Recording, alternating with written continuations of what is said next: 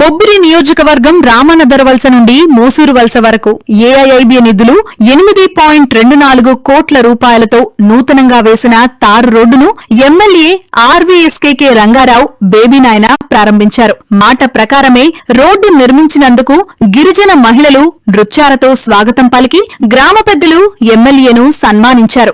ఎన్నో ఏళ్ల గిరిజనుల కష్టాలను తీరుస్తూ వేగంగా నిధులు మంజూరు చేసిన CM Chandrababu, deputy CM Pawan కళ్యాణ్లకు ఎమ్మెల్యే కృతజ్ఞతలు తెలిపారు. ఈ కార్యక్రమంలో పెద్ద ఎత్తున ప్రజలు, రాజకీయ నాయకులు, బేబీనాయన అభిమానులు పాల్గొన్నారు. చాలా సంవత్సరాల నుండి రోడ్ల గురించి ఇబ్బంది పడ్డాము. రోడ్డు వేశారు, అతను మాట ఇచ్చినందుకు రోడ్డు వేశారు. ఇక్కడ నుండి ఏ ఇబ్బంది లేకన్నా ఏటి లేకన్నా వెళ్తాము. రోడ్డు అయినందుకు అతనికి చాలా ఏ భయం లేదు. మా గూగుల్ మండలము డుంగర వలస గ్రామము. మాకు చాలా కాలం నుంచి మాకు రోడ్డు లేక చాలా ఇబ్బంది పడ్డాము. పిల్లలు స్కూల్కి వెళ్ళాలన్నా, హాస్పిటల్కి వెళ్ళాలన్నా చాలా ఇబ్బంది పడ్డాము.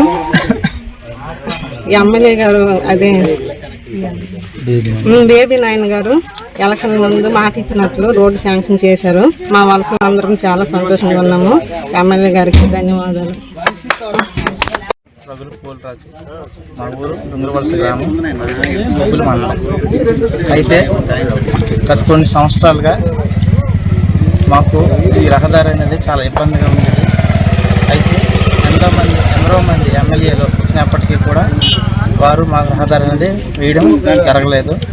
అదేవిధంగా గత ఎలక్షన్లో మాకు మన బొబ్బిలి ఎమ్మెల్యే గారు అయినటువంటి బేబీనాయన గారు మాకు మాట ఇచ్చిన విధంగా మాకు ఈ వలస గ్రామాలన్నింటికి కూడా రోడ్డు వేయడం అనేది జరిగింది.